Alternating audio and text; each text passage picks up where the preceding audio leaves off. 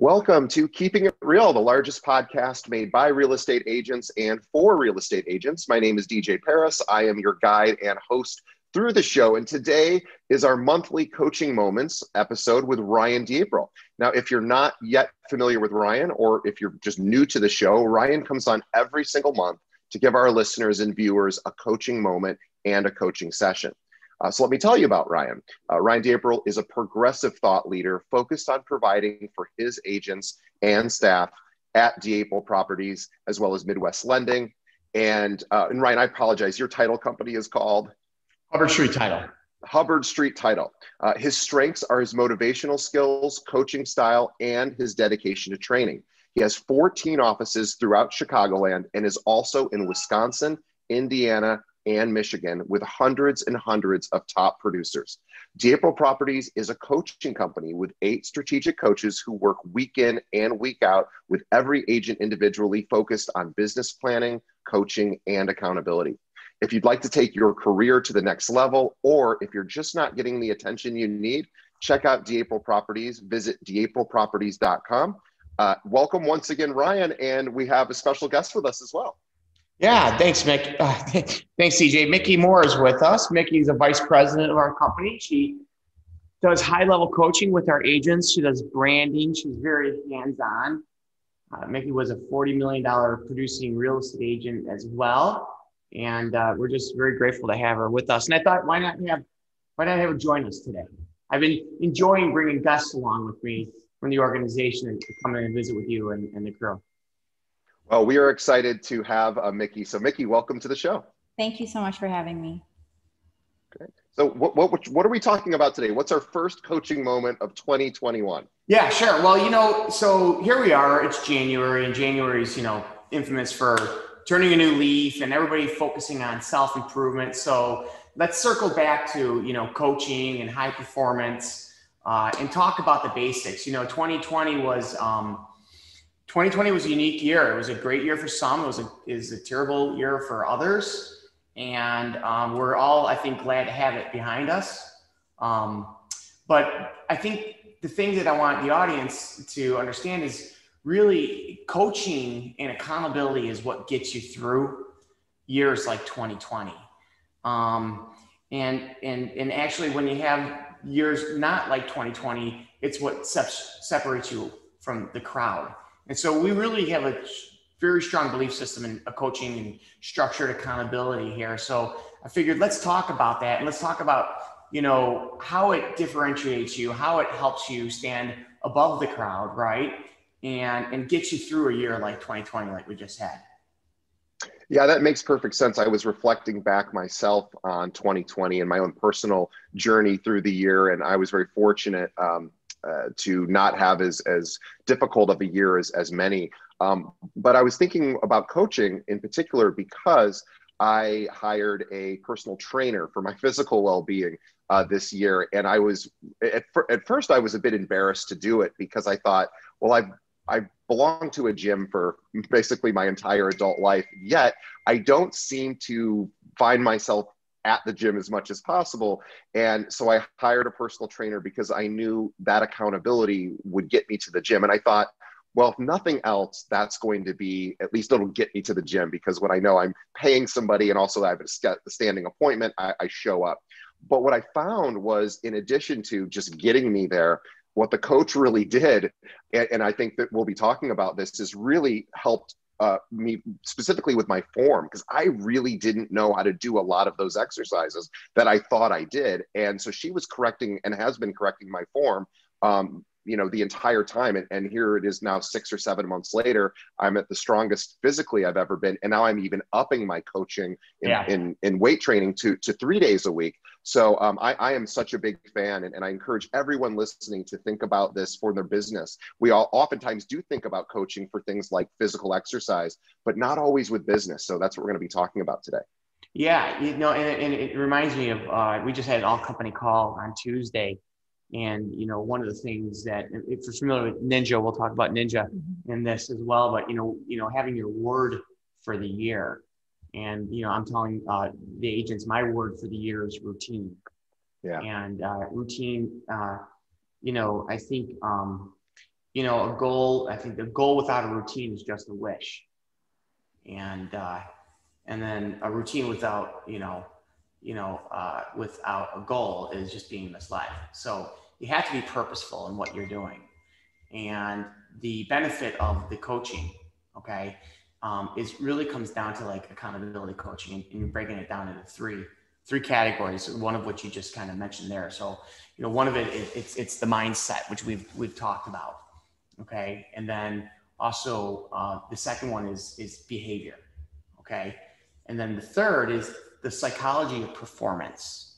And Mikki and I are going to kind of touch on each of those, okay? Great. We're going to probably touch on the latter two more so than the mindset in this one here as well, and focusing on your vernacular and the words you use and how you interact with your network, and then how you also convert, right? And how you get these potential leads over and convert them into actually sales. So, it's a new year, right? And we like to work on goal settings and we focus on the routine, but then, you talk about agents and, you have goals and different goals, 1 to 4 million, 4 to 8 million, 8 to 12 million, 12 to, 20 million or so, and then 20 to 30. And, we have agents that are between $30 and $35 million range. And then we have some agents that have some teams that are higher than that. We have a handful of agents doing that 20 to $40 million production, and there's out there in the area as well that are not teams.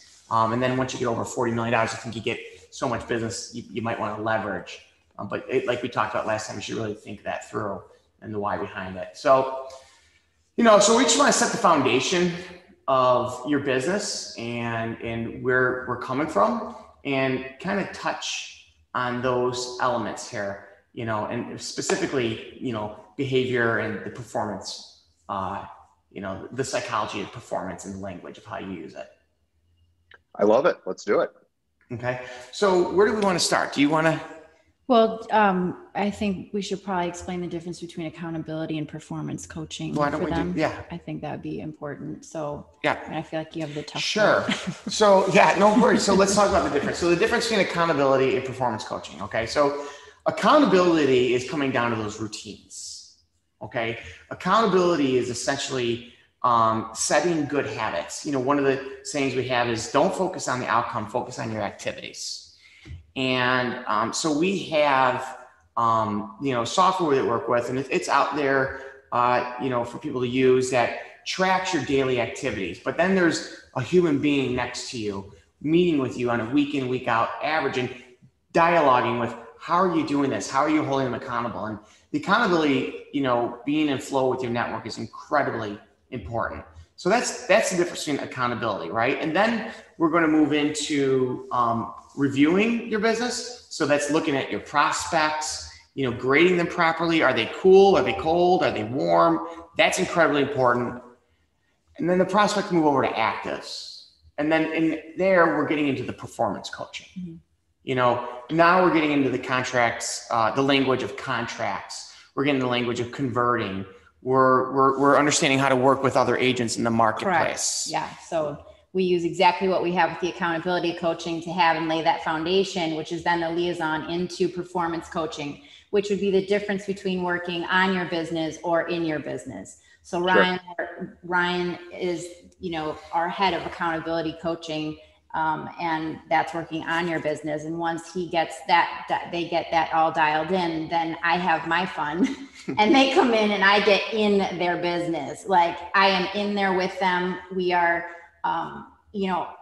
part of this, I think sometimes is feeling like you're alone in this as an agent, and that you need to hit the ground running, and there's all this expectation and all of this pressure to perform, but no one's taught you how. No one's taught you what the process is. No one explains that there is a process. And I think that that's just a huge thing and a misnomer in our industry in general, which is one of the things we've tackled head on, which is the way we operate here anyway, is we just face anything straight on, and we find solutions. So we layer value. But for performance coaching, the three things we really look at is communication, collaboration, and competency. Okay, so for communication, it's facilitating different ways and using our words effectively, because it matters who says it. We're very solution oriented. And when I work in someone's business with them, literally, if they're having an issue in a contract, I'm in the contract. If they don't understand how to do an open house, this will get in the car. I mean, literally we're arm in arm so that they're able to see, how do I need to show up as a top producer? What's the etiquette behind how I show something as a top producer? How do I submit or write an offer in a way that it's going to be either accepted, I get one counter, or we just, we're going straight to closing. So like, you see how this works. So like, once the accountability starts creating the opportunities, then Right. the tools. Okay, I got the opportunity. Now what do I do? Yeah. Now what do I do? Right. What were those three things you just mentioned again? Communication, collaboration, and competency. Communication, collaboration, and competency. Zero error margin if possible. Hospital corner contracts. Well, it's so interesting, because really what we're talking about is systematizing every part of the business so that what the routine is to not only find clients, to go out in the world and attract clients to you, but then once that client raises their hand and says, I'm ready, that you are not like, okay, I really don't know how to do an open house, or I don't know how to run comps, or take a client on showing, or ask them even the right questions. Do I have a process? I mean, I've heard so often from, and I hope this trend is not continuing into the future, but I've heard so many agents say they show up to a listing appointment or a buyer appointment with a blank sheet of paper and no pre-written systematized questions. And yes, I guess if you've been practicing for 20 plus years, you have it all memorized and can do it from memory, but most of us aren't going to know all of those questions to ask. And how could we even provide our clients with the best possible solution if we don't have a system in place to extract every bit of information that we need to move forward? Yeah, and if you create a process, like Mikki was just talking about, and you accompany with the accountability in the beginning, you start to create predictable results. Yeah, and that's what this comes down to. This is, I think, one of the biggest things that drives people from the business is the unpredictability. And it does not have to be that way. It's not like that for me or for a lot of top producing real estate agents out there. It's predictable year in and year out. But that's a team approach. And, and some people just have had different experiences with coaching. Some people tend to shy away from it because they didn't have the right experience with it. But again, I'll come back to this is like, you could say, I have some pretty successful organizations, and I have 3 of them, and they're doing quite well, but I'm still being coached. I'm still reading. I'm still growing. And I have had bad experiences, and I've read bad books. I've had bad coaches, but that doesn't mean that I throw the baby away with the bathwater.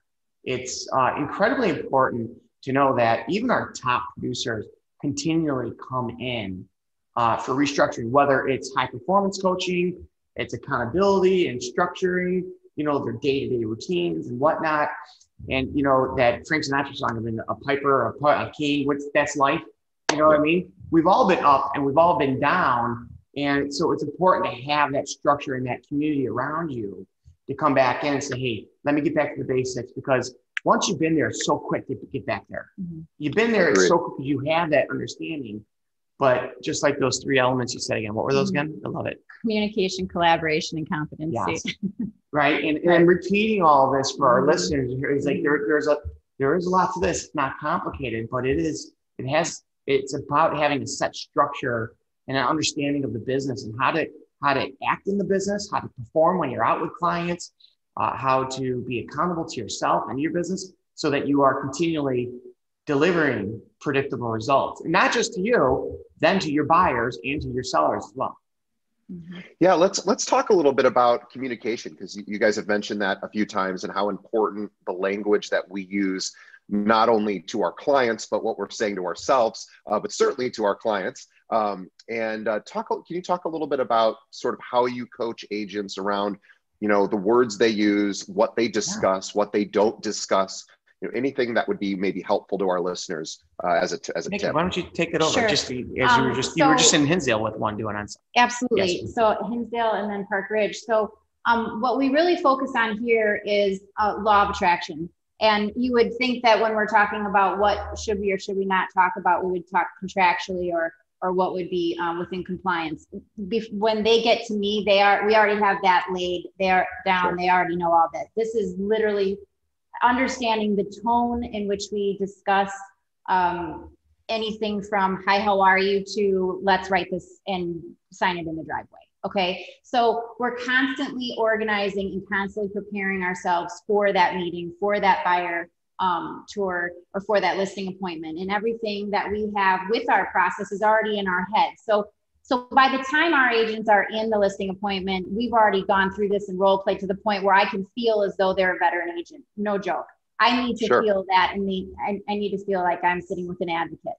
So when I'm talking about communication and facilitating something like that, and in that conversation, I want the next natural step to be, okay, and then we're going to sign this. Or I understand you've explained everything, so now we're going to do this. And there's always a sequence to it.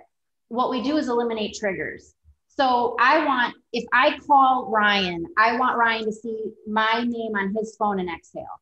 Because if he doesn't, I'm doing something wrong. Yes, right. I truly feel that way. And the same for him. So I know when I call Ryan and I say something like, hey, I need to do this, or where is this going? I already hear his fingers on his keyboard say, okay, Mick, I got it. Okay, I just hit send. We're good. We're going. So it's accountability and understanding that I'm talking with another person that's on their game, that takes me seriously, that's going to do what I need to do right now, and is going to get results and where I need to feel comfortable. Because when you think about it, psychology wise, we're always looking for places to be safe and visual reminders that we are safe in the environment, in the transaction, in the conversation. And so we always want to provide that continuity within our own culture, and then within our conversations with our clients. So to answer your question, the communication all the way from, no exclamation points and in big letters and, all these sorts of things on text, to how our subject line is communicated when we're going to send an offer to a colleague. There's a lot that goes into having the respect of not only yourself, but your colleagues, and being an expert in the market. You need to be taken seriously, especially if you're going to be playing at numbers where these agents are. There's no room for anything else. Yeah, exactly. And then one of the things to tap on to what Mikki's saying, and what Mikki does so well with a lot of our agents, is teaching them how to be assertive. Because you have to be, because your clients are looking for you to be assertive. They're looking for a leader. That's why they hired us. Right. And assertive doesn't mean pushy, doesn't mean bossy, right? Assertive it's assertive. It's I'm in command, I'm in control, I'm confident. And I want to feel confident when I'm hiring a professional, whether I'm looking to buy or sell or rent or lease my property.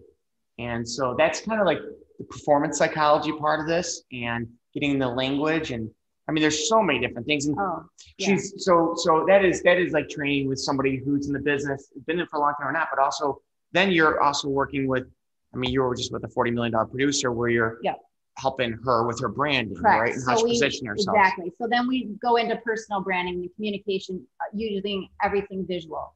So we start to attract who is going to be in our tribe or our sphere by what we're putting out there for marketing. But it's not just marketing. We're not spamming things. We're not just talking. On Facebook, we're actually connecting. We're not just posting, hey, check out my new listing, or check out my just closed. No. Because right, that I would unfriend them immediately, and I tell them that right off. Too. I said, please don't do that, because I don't want to be your friend. Because I don't want to, if I'm going to buy a house, I'm going to buy it because I trust you, because I want to be around you, because I know I'm safe being, and you're going to have this transaction, you're going to layer it with the next one. That's where I want our agents to be on both sides, And that's not through just marketing. That is through the live flow. That's through, right, the routine, the daily in, the day out of working on your business, and understanding the importance of befriending your network day in and day out, so that you are that trusted person that they call. Because if you're doing it right, 80% or more of your business is coming from your network, either directly or indirectly through what we call network referrals. Mm-hmm. Yeah, communication is just so important. You guys really said a lot of really important things there. And I just was reminding me that everyone who's listening or watching, this is the year to create a communication policy for every part of your business. So I once interviewed a top producer here in Chicago, and one of the very, very top 10 broker out of about 44,000 agents. And I asked her what she thought, maybe what made her different than all the other agents. And she says, honestly, I'm embarrassed to say this, but I call every single one of my clients every week and let them know what's going on. And I said, oh, and what else? And she said, that's pretty much it in what separates. And she goes, you'd be shocked how many clients out there are currently working with an agent who aren't being communicated with. So as Ryan was saying, and also Mikki, this also goes to how do you talk to your sphere of influence, on social media? How are you staying in touch? How are you demonstrating that you care about them? What happens once they become a client? How often are you communicating? What is your policy? What's your policy on returning phone calls, emails, proactively reaching out? And then after the sale, how are you staying in touch so that people don't forget that you helped them in this really important transaction? So I think, what we're talking about here is creating structure to know every single day, having a predictable structure so that we're not waking up going, what do I do today? Yeah. And it comes back to like that expression we have, like, right, is your network's your net worth. And how important. What's that thing that you say about money on an island? Oh, so when we have new agents that come in and they'll sit with me, sometimes they'll come in and say, I have, 500 contacts, or, however many, whatever. And I think that's terribly important, right? However, Sure. It is not important if we don't understand how to talk with our sphere, or how to warm up to understanding and understand the language of what they're saying or what they're really not saying. And so it would be the same as having $1 million on an island. Unless someone teaches you the skill sets that you need to understand and how to listen and convert leads, or convert and watch even social networking and know a warm is going to go to a hot, and then that hot needs to go on my dashboard. And then I'm continually looking into Excel spreadsheets and all. I mean, it's a very nerdy kind of thing. I'm a big nerd, when it comes down to it. But you look at this stuff and then you dump it all into what does this really mean? You organize it and then you proceed from there, because that's your process. Yeah, and going to the nerdy thing, which I love, but but when you're producing, first off, you have to understand, for all the agents out there listening, you can sell $20 million of real estate. You could sell $20 to $30 million of real estate as an individual. Yes. We have plenty of agents doing that. That's a hell of a living. So you need to be nerdy about it. You need to take care of it. You need to first believe in yourself that you can do it, because you can.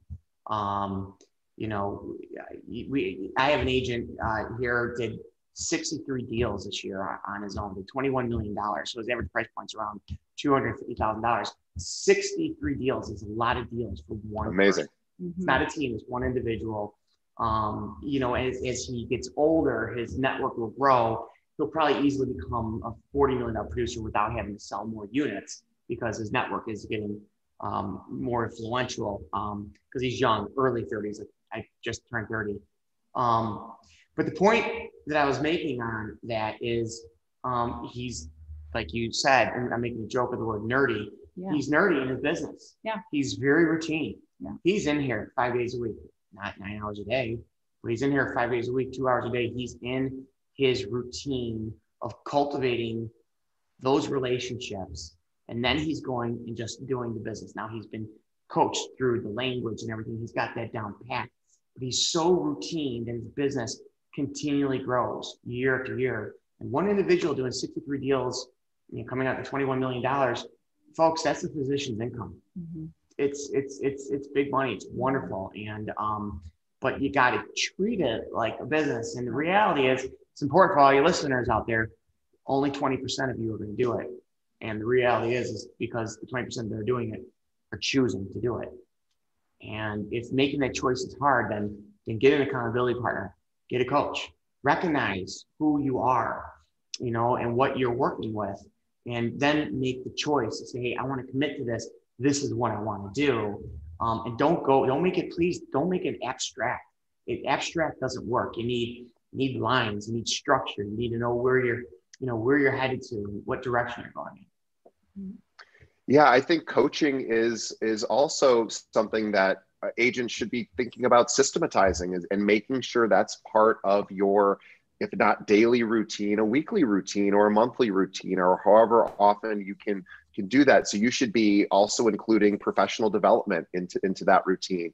And part of that comes from, self-study, and part of it comes from having somebody who's outside of you taking a look very granularly at your business and saying, hey, I think you're missing something here, or here's a skill we can work on that I can teach you. Or, it does very much feel like you're an island when you start in real estate at a lot of places. And you're, especially now when most physical offices aren't even open. Hopefully that will change this year, but a lot of times we're stuck at home. And so it's easy to not have a routine or not set up that structure. And so this is really what we're talking about.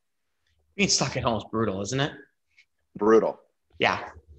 Sitting in one position is brutal. I know for you, like I mean, Jesus. honest to God. But here's the thing: is there's so many different personalities in this industry. Like,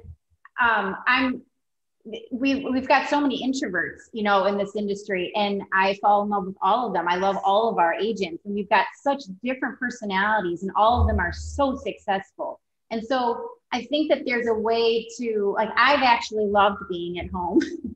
I've loved working from home. I love being online. I love my people on Facebook and Instagram and LinkedIn. And that really, I love our culture online and the groups that we're in. And it's given someone like me the opportunity when I am online or social networking to respond and not react. It gives me that pause, you know, and it helps people also approach me and tell me, you know what, I'm not happy in this house. I don't know why, but I've been stuck in this house and now I need something different. All right, well, let's go and let's use the process of elimination instead of selection, because we're not getting in the car until we have about only 5, because that's the way we operate here. And then when we get to that 5th one, then, you know, let's figure out which one is really for you. But it gives us that opportunity to have this dialogue back and forth in our comfort zone.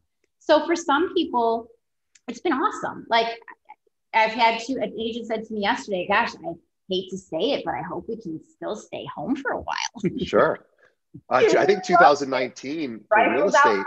This girl's produced, it was 10 million last year. And it was a record year for her. And thought it was great, you know? So it just depends. My wife's at home. I talked to her before heading up here. I'm like, what are you doing? She's like, I'm making sandwiches for the girls and I'm going on a listing presentation. I'm going to kick your ass when you get home.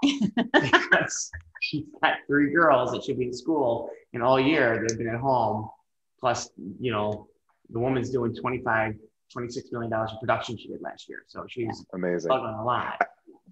It's really, you know, it's really interesting. I think introverts in particular over the last year have really found a way to, you know, sort of become more assertive in real estate, where all of a sudden the uncomfortable parts, and so a huge percentage of the population is introverted. So we now have tools to be able to effectively run our business, which was really tilted more towards the extroverted agents who needed to be in person. And now the whole, you know, our whole world is so virtual that it's really given introverts more of those tools to be able to, you know, grow that business. Yeah, totally. I mean, PR wise and everything, it's a totally different playing field. And the anxiety that goes around having the see and be seen programs, it's been tough, you know, for people like that. But yeah, it's good. Well, let's talk a little bit I'd love to talk a little bit about competency, because I think for a lot of agents, a lot of people that listen to our show are newer to the industry. And of course, the big fear is what happens if the client asks me a question and I don't know the answer. I'm going to feel stupid. I'm going to feel foolish. I'm going to look like I don't know what I'm doing.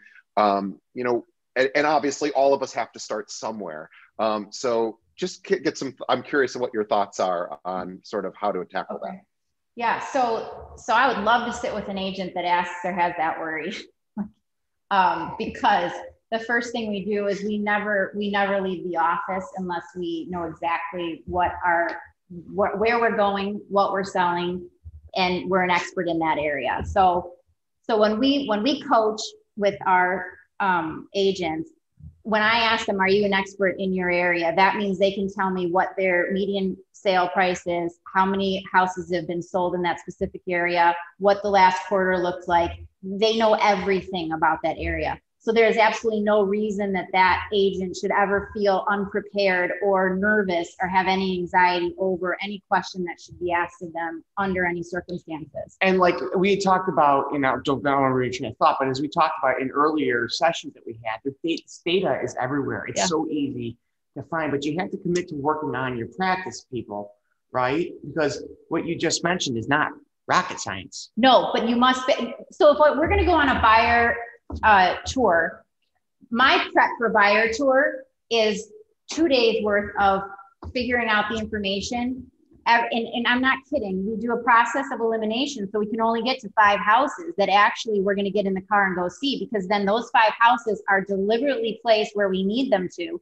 And I go to the showings with an offer written, everything, all 35 pages are done. The only thing that's missing is the earnest money, the closing date, and the purchase price. And I go as a buyer's agent. So everything is on purpose. Everything is 100% deliberate. Never, ever is it by accident. And that, I just want to, I want to pause just for a second, because you just said something very, very important, which is to say, when you're going, and it's just a little, like a very specific tip, but I think it's an awesome, amazing tip. When you are going to a showing, when working with a buyer, bring the contract, have it completed. If you're going to see 5 homes, have 5 different contracts if need be, ready to go. Yep. And now with virtual, it's really easy with Dotloop or DocuSign or whichever system you're using. But have that there, because if not, what happens when the person says, I'm thinking about this one, then now you have to delay the entire next step. And it's, okay, I'll go back to my office, I'll work on the contract, I'll send it to you. You just lost the sale. Right. That's what you did. You just and lost someone else might have been putting in an offer right that moment as well. Right. I mean, it's the dumbest thing ever. So never, ever, ever should an agent go to a showing if they're really with an A buyer without the offer. And I don't care if you can put it in DocuSign or paperless, whatever. You need that in their hands so they have something. You're giving them a gift of an opportunity. And so I get offer signed in the driveway. And I don't care what the price point is, because when you decide, you know what you want, you get it. They just have to know that they have no questions that have been unanswered. And you are the authority in that space, or you should. Yeah, that makes perfect sense. Yeah, I mean, it does to me. Yeah. Well, and then you got to understand, and these are stylistic approaches, correct? But it is the point of being assertive, understanding what you have, right, and knowing that the client is coming to you and looking for you to lead. Correct. Right. So we have a contract in hand. We're not forcing someone to buy a home. No. Sure. We're just prepared. If they're prepared, we're prepared. And there's so many people that are unprepared. And I think that's the underlying message here, is that, prior proper planning, right, is the key to success. And, you work for yourself. You have an opportunity to own your own business. And it's so interesting how many people will go to work harder for other people than they will for themselves. And the reason why they go to work harder for other people than they will for themselves, because the other person that they're working for is giving them structure. Coming full circle to accountability and coaching. That's a really interesting point. So Ryan, you just said something really, really profound, which reminds me of something that Brian Buffini, I saw him speak many years ago. It said a very similar thing, which was what Ryan was just mentioning was, a lot of times when we're working with clients, there's to-dos, they're writing, we're responding, and it seems like we're busy and we are working. Are we working on our business or in our business? Well, we're trying to service this particular client, and it feels very satisfying to have the back and forth and checking off boxes. But if that's all we're doing in a given day, there's other parts of our business that have been neglected. Did we spend time also prospecting that day? Did we also spend time learning about our market outside of, the clients we have? Are we spending time doing professional development? Are we spending time nurturing our existing sphere of influence? And having those processes in place, will create the structure. Otherwise, you're sort of, a leaf in the wind being blown in any which direction, which might feel like you're doing a lot, but there's other parts of your business that might not be getting the attention it deserves. Yeah. I mean, most of us go through our day mindlessly and aimlessly. Not here. Tired and exhausted at the end of the day because you did so much, but it was mindless and it was aimless. And so, again, that prior proper planning, set out the day, going on showings with a contract, having purpose and intent behind every single thing you do. It's like, we say the routine will give you the freedom, the freedom you're looking for. The routine and the discipline, taking the time to study and being an expert in your marketplace, that will give you the trust that your network's looking for, and will give you the freedom, the financial freedom that this business provides. It's life-changing. Yeah, it really is. That's what this is. Yeah, I would love to talk a little bit more about coaching, because so many listeners and viewers are saying, wow, this all sounds great. But, you know, at my current firm, we don't really have coaching opportunities. Most firms probably don't offer that directly. I know your firm, of course, does. And some do. There's obviously outside coaching companies as well. But just thoughts about maybe what an agent should be looking for in a coach. So I think leading by example is one of the most important things for a coach. Okay. There are some great coaches out there, and there's some great coaching platforms out there. And there are some other people that are coaches out there, and I can't believe that they're coaches. And, you know, you have to lead by example. So I think do your research in your coach is one. And then two, I think is it so much that what you're looking in for the coach, or is it what you're looking from within? And so like what I mean is when I tell people I'm going to coach you, I say, I need you to surrender.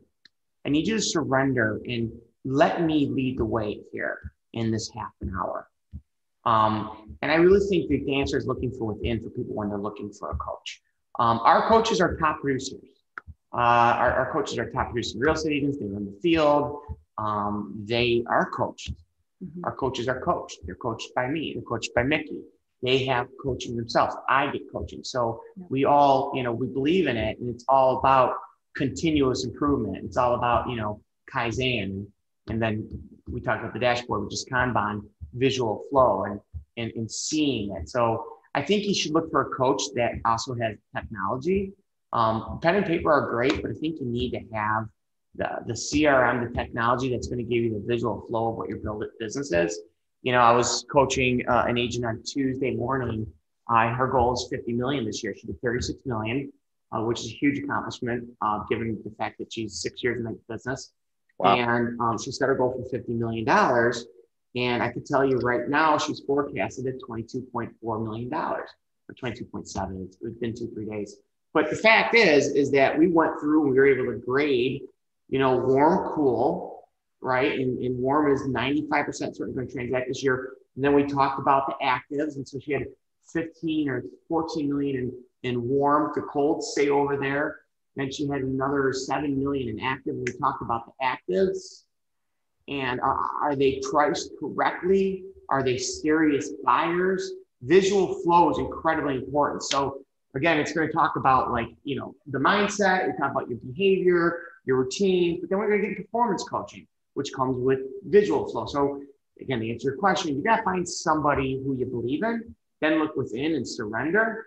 And then also you need the technology because you should know, you know, you should know where you are throughout the year, whether it's January or it's July, you know, or October, what you're going to sell that year. You should have a goal, set to it. At some point, your forecast should come in focus. And in January, February, March, your forecast should be 50% of what your goal is. And with the agent that I coached on Tuesday, she's at $22 million. That's almost a little bit under a half of what her goal is, 50 million this year. So we're feeling comfortable. But I said to her, okay, you know, let's get these prospects, get them over, get these warms over into actives, get these actives over to pending, and get into your network because you don't have enough, but it's only January, which is a great thing. But now get into your network and get into your life flow. All right. And make sure you're doing your marketing and all that's being done right. So I don't know if I answered your question, you know, I answered it in a paragraph, I guess. There's not one. No, you answered it really well. And I think you said something very important that probably a lot of our listeners and viewers wouldn't have known. And I certainly didn't know, but Ryan just said something in the first 3 months. You know, if you look at your pipeline and, you know, you have a reasonably high expectation that a certain percentage of these are going to close, you know, that ideally should be about half of your goal for the year. And if you're on, that'll get you pretty much on pace to then double that for the remainder of the year. Did I get that correctly? Yeah. Yes, you did. And again, I think one of the things I tell everybody is to continually say to yourself, this is easy. This is easy. This is so doable. Where you get so in our heads, right? And I get into the mindset part of it. This is easy. This is doable. But you're not going to do it if you are not organized. You're not going to do it if you don't have good habits. You know, and I equate to somebody, look at somebody who's in really good shape. Yeah, I'm in the process of closing myself, and even though I'm in this industry, I'm not a producing real estate agent. So I'm really as clueless as a lot of consumers out there that our listeners are servicing. And I realize so much of this business is about alleviating anxiety, because I have tremendous anxiety about all of the steps I need to take before I end up closing in order to successfully transition to this new property. And even I am totally overwhelmed by that. And I was thinking that, if agents, can really appreciate the fear and anxiety that even the most confident of their clients is probably experiencing, whether the client is sharing it or not, if you approach it from, how can I alleviate this person's fears and anxiety and make their purchase or sell as seamless and as drama-free as possible. You become so incredibly valuable. I mean, it reminds me too of going to the gym, back to that example of having a trainer, is if I think about all the stuff I do when I go see my trainer, it's overwhelming, it's scary, it hurts, it's no fun. And if I do that, it makes me not want to go. But if I just go and say, okay, I'm just going to follow the instructions, and she says, don't worry, just do this push-up or do the, I can handle the little step-by-step instructions. But for agents, really should be thinking about their business. That can feel, in their own business, that can feel very anxiety producing, as well as, oh my gosh, there's so many things to do. Just systematize, focus on, and then also remember your clients are going through their own anxiety, and figure out ways to alleviate their fears. Well, that reminds me of what, Mikki was talking about in the language, and when she's meeting with the agents. And one thing that, we say, and she says, and it's very ninja based, is don't practice on your clients. Right. Don't practice on your clients. Be prepared. That's exactly what we do in performance coaching. So what you just explained would be something that we tackle, meaning we have our agents writing contracts constantly and sending them to me, and then I counter them back, and then we go, signing them. Absolutely. Sure. I want them. Yeah. If you are in a Walmart line checking out, you can still send the counter from your phone. I'll show you. Right. How. This is okay. When you do it 700 times and you have that level of comfort and confidence, knowing that you know what you're doing, you don't have to talk about it. Never one time should any realtor here say that they're a realtor. You don't have to. It's just part of who you are. It's part of your lifestyle. And when you're hanging out with somebody like that, you get that sense of calm that they know what they're doing because they've done it too many times to have that worry. And the level of resilience that you build through experience is really what gets you the furthest, is because your sense of calm. Walmart, totally.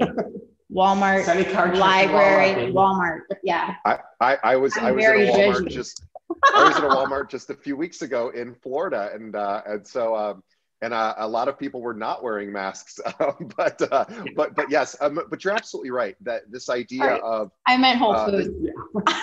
Well, no, I mean, Florida's just they have everything's different in Florida, I guess, but you're absolutely right. Is that you're either going to learn by screwing up with a client, which we would like to not do as much as possible, or you're going to learn because you're going to be practicing with a coach or with an accountability partner, and you're going to screw up somewhere. Might as well screw up with the coach and get your scripts down, get your objections handled, get your professionalism down with the coach, so that you make as few mistakes as possible when you're actually working with clients. So I think Mikki just said something really important. Yeah, and for any listeners that are new to this, there's nothing to it if you're prepared. There's nothing to it. It's just you're not familiar with it. Get familiar with it. Write 4, 5, 6 contracts. Get with your coach. DocuSign it back and forth. Negotiate. It's a fun practice, but it's incredibly important because don't practice on your clients. Yeah, absolutely not. I mean, and the thing too about looking for a great coach is I want people to find a coach that resonates with them, who they feel authentically will lead them where they want to go. So somebody that, when you see Ryan talking about coaching, or when I sit with an agent and I'm coaching, I can't help but get passionate about where they want to be, and it gets under my skin. But I think once you've been in the industry and you get into multiple counters and you want the closing and you're part of that life, it gets to be just in your blood. It is, you know, I mean, you just, totally fun, but you get like nuts about it. So I'll sit with someone and say, I think I might want this more than you. Like, I'm pretty sure that you're going to close this amount, because if you don't, I want to figure out why, you know, and you just get into it. But I want somebody to coach you that has that level of passion, because they care. Right. You know, we don't do as I say, we do as I do.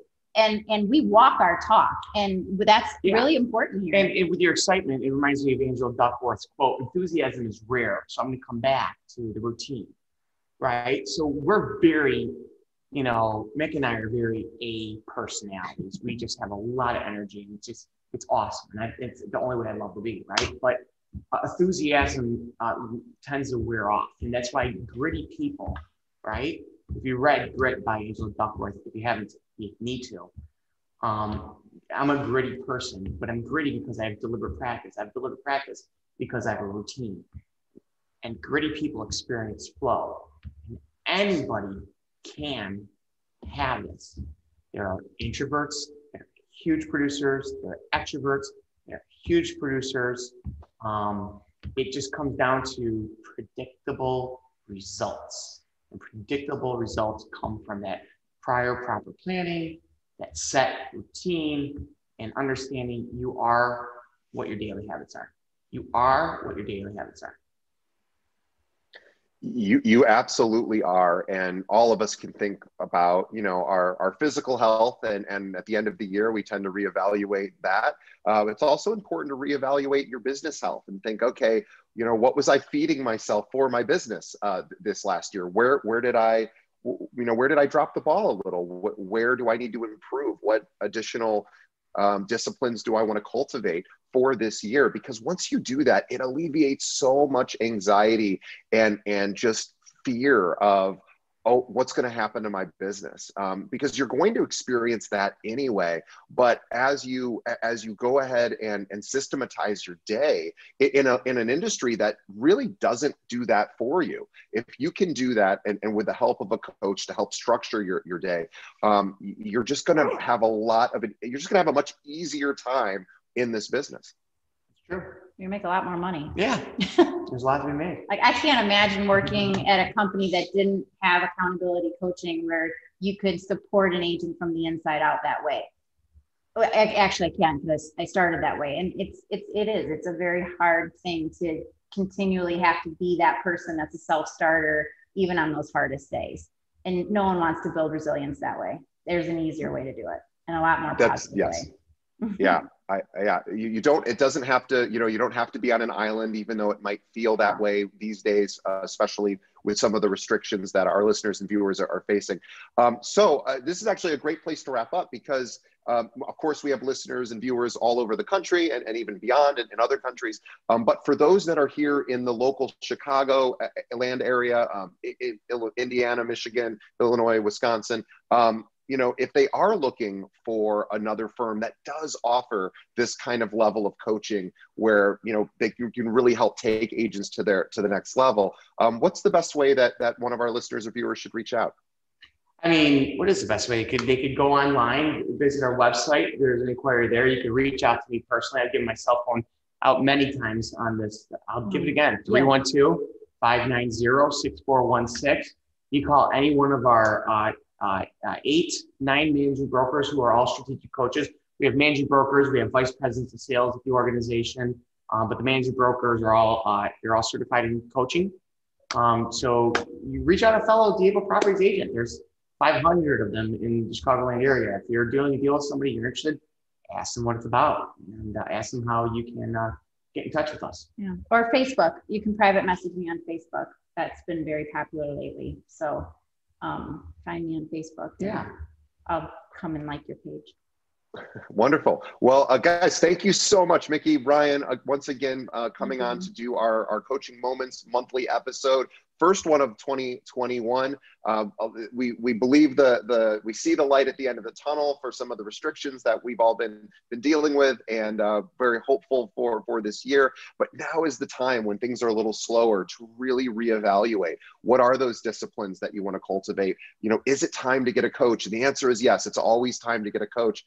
even if you can't afford it, that's maybe even the best time to get a coach, which I know seems counterintuitive, but think about it. If the coach helps you sell a couple of homes a year, which probably they will based on what they're teaching you, then it's of course going to more than pay for itself. But think about all of these parts of your business, and now's the time to work on those additional disciplines that maybe haven't yet been cultivated. Thanks, DJ. Yeah, thanks, guys. And to all of our listeners and viewers, we want to thank you for continuing to support our show. And please tell a friend, think of one other real estate agent or professional, sales professional, even in any capacity, because of course, what we're talking about really goes across multiple industries. Anyone who's in sales and is looking to get to the next level, tell them about our show. We really would appreciate it. You can direct them right to our website, which is keepingitrealpod.com. We have every episode we've ever done. And for example, if you're listening saying, boy, I'd love to hear all of these Ryan Coaching Moment episodes, we've organized them through categories right on our website. So you don't have to scroll through and just find the Ryan ones. We've actually got them isolated so you can just listen to them one after another. So again, keepingitrealpod.com, and also follow us on Facebook, which is facebook.com/keepingitrealpod. Guys, thank you so much for being on the show. It was wonderful, Mikki, meeting you and having you on. Hopefully we'll have you on again. And Ryan and Mikki and everyone at Diable Properties, thank you for your support. And we'll see you guys on next month. Thank you. Thank you.